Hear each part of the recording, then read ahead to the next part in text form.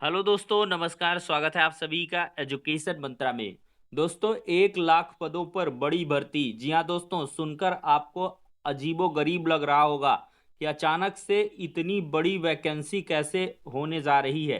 तो जी हाँ दोस्तों, सीएम योगी आदित्यनाथ जी ने इसको लेकर बड़ा ऐलान कर दिया है और साथ ही साथ 20% महिलाओं को आरक्षण भी दिया जाएगा। और इसके साथ ही 25,000 पदों पर टीजीटी पीजीटी भर्ती का क्या कुछ मसला है और 69,000 शिक्षक भर्ती। सुप्रीम कोर्ट में एक नया केस फिर से पड़ा है। तो दोस्तों, सारी अपडेट्स को इन डिटेल देखेंगे। वीडियो को लाइक एंड शेयर करें और चैनल पर पहली बार आए हैं तो सब्सक्राइब करके जरूर रख लें। तो चलिए दोस्तों, वीडियो को शुरू करते हैं। दोस्तों, देखा जाए तो खबर ताजी है और सीएम योगी आदित्यनाथ जी एक जनसभा को संबोधित कर रहे थे। वहां पर योगी आदित्यनाथ जी ने साफ तौर पर कहा कि अगले 2 वर्ष के भीतर उत्तर प्रदेश पुलिस 1 लाख नौजवानों की भर्ती करने जा रहा है। और स्पष्ट तौर पर उन्होंने जोर देकर कहा है कि ये 1 लाख नौजवानों की जो भर्ती होगी, ये सरकारी नौकरी हम देंगे। कोई यहाँ पर संविदा में नियुक्ति नहीं होगी, ये गवर्नमेंट जॉब दी जाएगी और 1 लाख पदों पर सरकारी नौकरी मिलेगी। और साथ ही साथ उन्होंने कहा है कि इसमें 20% हम बेटियों की भर्ती कर देने जा रहे हैं। मतलब कि 20% महिलाओं को आरक्षण दिया जाएगा। 1 लाख में आपको 20,000 जो भर्ती है वो बेटियों की देखने के लिए मिलेगी, यानी कि महिलाओं को आरक्षण पुलिस भर्ती में दिया जाएगा। अब दोस्तों, यहाँ पर एक बात यह है कि क्या 1 लाख ये प्योरली वैकेंसी है या इसमें 60,000 जो गतिमान वैकेंसी है उसको भी ऐड किया गया है। तो इसको लेकर अभी चीजें स्पष्ट नहीं है, लेकिन कुल मिलाकर 1 लाख 2 साल के अंदर पुलिस में नौजवानों की भर्ती की जाएगी।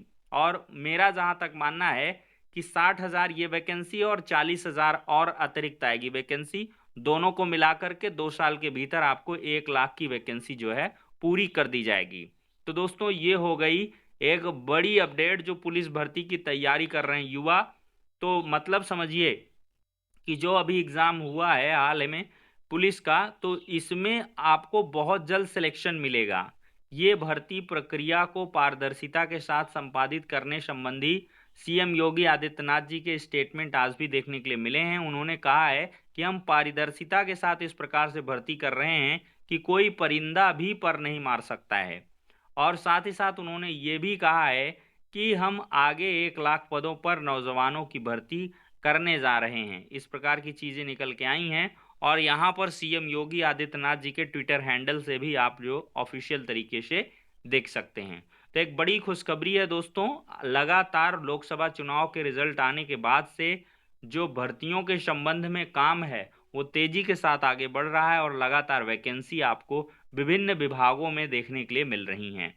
अब दोस्तों, हम बात करेंगे यहाँ पर टीजीटी पीजीटी वैकेंसी की।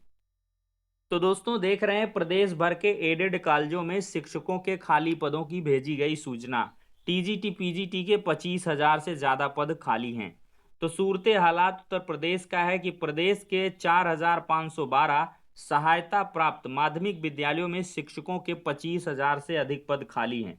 शिक्षा निदेशालय की ओर से ही हाल में शासन को भेजी गई सूचना के मुताबिक सहायक अध्यापक व प्रशिक्षित स्नातक यानी कि टीजीटी के स्वीकृत 70,803 पदों में से 20,999 पद रिक्त हैं। वहीं प्रवक्ता के स्वीकृत 22,220 पदों में 4,703 पद खाली हैं।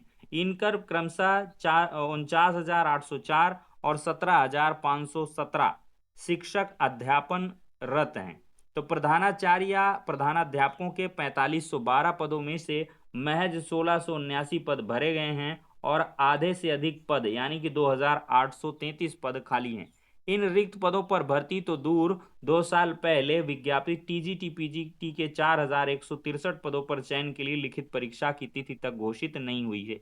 विज्ञापित पदों के लिए आवेदन करने वाले अभ्यर्थी 13,33,000 हैं और इन स्कूलों में शिक्षकों की जिम्मेदारी नव गठित उत्तर प्रदेश शिक्षा सेवा चयन आयोग को दी गई है। लेकिन दुर्भाग्यपूर्ण स्थिति यह है कि गठन के साल भर बाद भी आयोग को नियमित अध्यक्ष अभी तक नहीं मिल सका है। नए आयोग का अधिनियम जो है 21 अगस्त 2023 को पारित हुआ था। सरकार के इस फैसले से अभ्यर्थियों को जल्द नियुक्ति की उम्मीद जगी है, लेकिन बेरोजगारों का इंतजार बढ़ता जा रहा है। दोस्तों इसी के साथ रिक्त पदों को जोड़ने की मांग कर रहे हैं अभ्यर्थी। तो पूर्व में उत्तर प्रदेश माध्यमिक शिक्षा सेवा चयन बोर्ड के 4163 पदों पर भर्ती का विज्ञापन जारी हुआ। हालांकि नए आयोग के गठन के बाद चयन बोर्ड का उसमें विलय हो गया। अब नए आयोग को ही एडेड कॉलेजों में शिक्षकों की भर्ती करनी है। इस बीच रिक्त पदों की संख्या बढ़कर 25,000 से ज्यादा हो गई। ऐसे में अभ्यर्थियों की मांग है कि वर्तमान में जितने भी पद रिक्त हैं उन सभी पर एक साथ भर्ती की जाए, ताकि अधिक से अधिक बेरोजगारों को नौकरी मिल सके और स्कूल में गुणवत्तापूर्ण पठन पाठन के लिए शिक्षकों की कमी को दूर किया जा सके। तो दोस्तों यहाँ पर आपको हम बताना चाहेंगे कि बहुत जल्द ये वैकेंसी आपकी जो 4163 पदों पर है ये कंप्लीट की जाएगी। इसका जो परीक्षा कैलेंडर आएगा उसमें प्राथमिकता में है कि असिस्टेंट प्रोफेसर भर्ती का एग्ज़ाम, टीजीटी पीजीटी का एग्ज़ाम, फिर इसके बाद यूपी टेट का एग्ज़ाम, फिर सुपर टेट का विज्ञापन उसका एग्ज़ाम, फिर इसके बाद नई टीजीटी पीजीटी वैकेंसी के लिए विज्ञापन। इस प्रकार का एक पूरी तरीके से शेड्यूल आपको बहुत जल्द देखने के लिए मिलने वाला है। स्थायी जो अध्यक्ष हैं उनके मिलने के साथ ही जो कैलेंडर है वो आपका अतिशीघ्र जारी कर दिया जाएगा। दोस्तों यहाँ पर देख सकते हैं 69,000 शिक्षकों की भर्ती का मामला पहुंचा सुप्रीम कोर्ट। फैसले को सामान्य वर्ग के चयनित उम्मीदवारों के द्वारा भी चुनौती दी जा चुकी है। तो दोस्तों 69,000 सहायक शिक्षक की नियुक्ति में आरक्षण नियमों का पालन नहीं करने संबंधी विवाद अब सुप्रीम कोर्ट पहुंच गया है। शीर्ष अदालत में इलाहाबाद हाई कोर्ट के उस फैसले को चुनौती दी गई है जिसके तहत 69,000 शिक्षकों की नियुक्ति रद्द करते हुए उत्तर प्रदेश सरकार को नई लिस्ट जारी करने का आदेश दिया गया है। तो दोस्तों 13 अगस्त को आदेश पारित किया गया था। सुप्रीम कोर्ट में इस फैसले के खिलाफ सामान्य वर्ग के चयनित उम्मीदवारों द्वारा चुनौती दी गई है। याचिका में कहा गया है कि संपूर्ण चयन प्रक्रिया पारदर्शी थी। चयन प्रक्रिया उत्तर प्रदेश लोक सेवा यानी कि एससी एसटी और ओबीसी के आरक्षण अधिनियम 1994 और उत्तर प्रदेश बेसिक शिक्षा नियमावली 1981 के प्रावधानों के अनुरूप थी, जिसके तहत ओबीसी को 27, एससी को 21 और एसटी को 2% का आरक्षण दिया गया। याचिकाकर्ता रवि सक्सेना ने याचिका में कहा है कि 25 सितंबर 2018 के शासनादेश के अनुसार दिव्यांगजनों को 4%, स्वतंत्रता सेनानी के आश्रितों को 2%, पूर्व सैनिकों को 5% और महिलाओं को 20% आरक्षण भी संबंधित अधिनियम के तहत दिया गया है।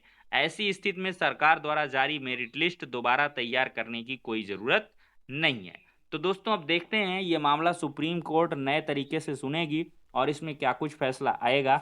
उसके बाद ही 69,000 शिक्षक भर्ती की जो दिशा और दशा है वो तय होगी। बहरहाल जो शिक्षक हैं काम कर रहे हैं वो करते रहेंगे। सुप्रीम कोर्ट से जब तक ये मैटर फाइनलाइज नहीं होता है तब तक जिन अभ्यर्थियों की नियुक्तियां नहीं हुई हैं उनकी भी नियुक्तियां नहीं हो पाएंगी, क्योंकि सरकार के पास पर्याप्त 90 दिन का समय दिया गया है। और जब अब फैसला सुप्रीम कोर्ट में पहुंचा है तो सरकार जरूर फैसले का इंतजार करेगी कि फाइनली यहां से क्या कुछ डिसीजन आता है। तो फिलहाल के लिए दोस्तों इस वीडियो में इतना ही। नेक्स्ट में मिलते हैं। बने रहें, जुड़े रहें एजुकेशन मंत्रा के साथ।